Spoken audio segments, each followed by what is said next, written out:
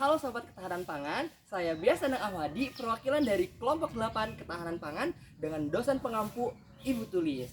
Kali ini kita dari kelompok 8 akan mewawancarai UMKM yang ada di daerah kita terkait pembuatan tempe dari Ibu Popon nih. Ikuti terus keseruan kita ya.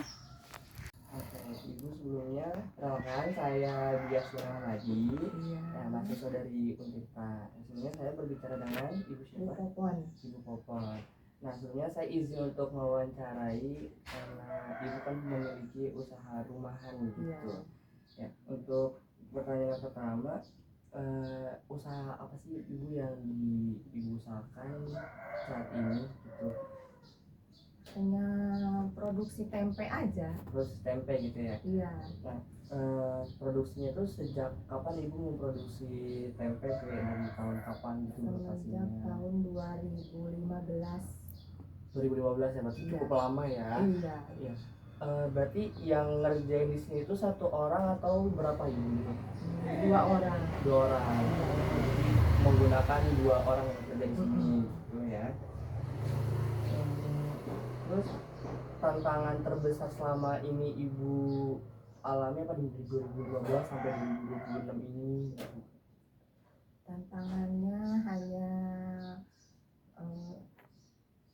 dengan sekarang harga kedelai harga bahan pokoknya itu semakin naik ya, sedangkan kita untuk penjualan masyarakat itu untuk tahu tempe itu kan istilahnya makanan ya, makanan dari kelas bawah ke kelas menengah ke bawah ya, ini jadi harga pokoknya naik tapi kita mau naikkan harga ke masyarakat, nantinya susah gitu ya menjualnya.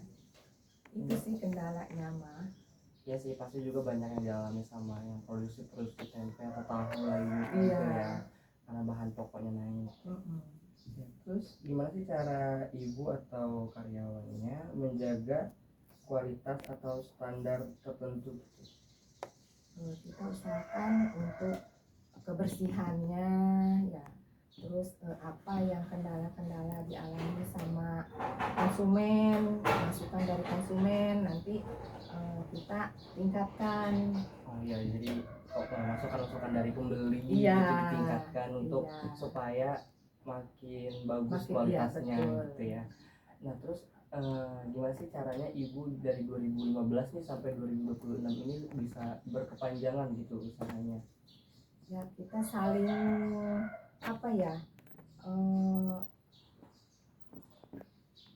jadi apa yang diinginkan dengan konsumen, apa yang masukan dari konsumen kita ikutin gitu ya tentunya. Nah, itu salah satu tipsnya supaya kita bisa berkepanjangan ya, saran-saran dari konsumen jangan ditolak tapi diterima, diolah kita, gitu ya. Betul gitu. Terus kita tingkatkan kualitas atau mutu dari tempenya itu. Terus Ibu tadi kedelainya itu dapat dari petani atau dari mana Ibu? Dari koperasi. Oh, dari koperasi. Ya, koperasi tahu tempe. Oh, ada koperasi tahu tempe. Ada, iya. Terus setelah dibuat nih si tempenya, biasanya didistribusikan ke mana aja? Ke pasar atau ke pedagang aja? Ke pedagang aja. Oh, ke pedagang aja. Iya. Terus kalau misalkan kendala dalam distribusi ini mempengaruhi nggak sih Bu ke kayak, kan ini kan lumayan nih untuk ketahanan pangan kita gitu ya, mempengaruhi ke daerah-daerah nggak sih? Maksudnya? Iya kan kita mendistribusikan nih ke pasar, jadi ini tuh menurut Ibu tuh ini cocok nggak sih untuk jadi ketahanan pangan gitu kan di dalam di kendala harga makin naik gitu, tempe kan harganya stabil ya, paling naik juga 1.000 atau 2.000 gitu.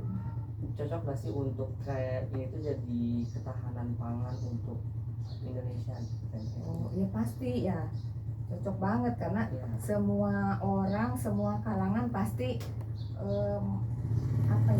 suka lah dengan tempe ya. Terus selama pembuatan Ibu ini karyawan sama Ibu ini menggunakan teknologi apa aja gitu?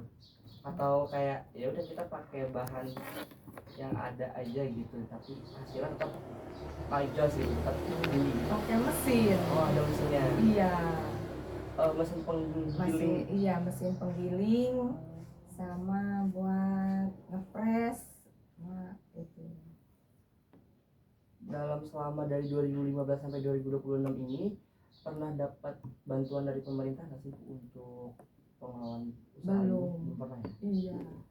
Nah, mungkin siapa tahu dari wawancara kali ini kita bisa mengalokasikannya gitu ya, siapa tahu bisa dapat bantuan gitu dari pemerintah, dari kita bisa berkomunikasi nih dengan dosen-dosen kita yang ada di Untirta gitu, bahwasannya masih banyak ternyata usaha-usaha yang ada di rumah UMKM yang belum mendapatkan bantuan dari pemerintah gitu ya.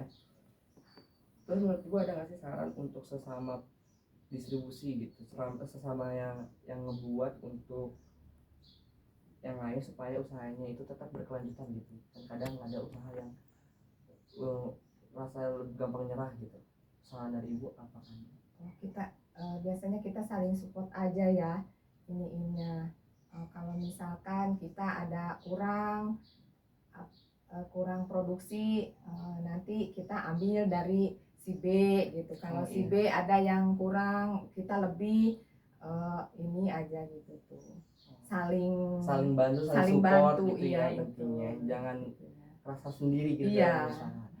Nah, terus kalau misalkan cuaca itu mempengaruhi nggak sih sama mempengaruhi gitu? Hasil produksi. Karena tempe ini tuh gimana nih? Dia tuh perlu dijemurkah atau ya biarin aja gitu?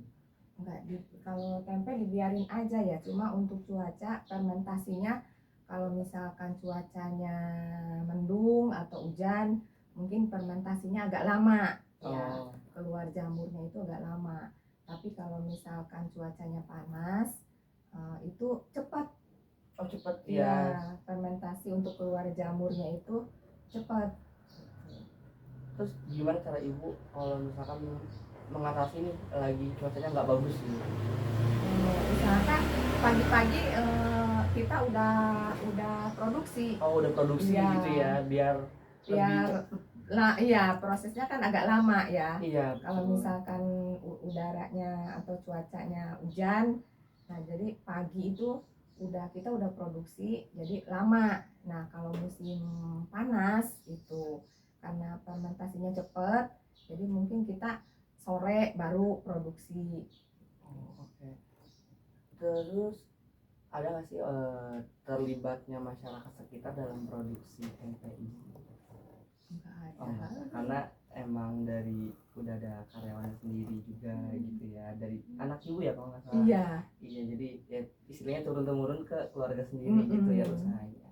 Oke, mungkin wawancaranya cukup sampai di sini aja kali ya, karena kita juga nanti akan menyaksikan cara pembuatan tempenya secara langsung nih. Sebenarnya terima kasih banyak Ibu atas waktunya gitu ya.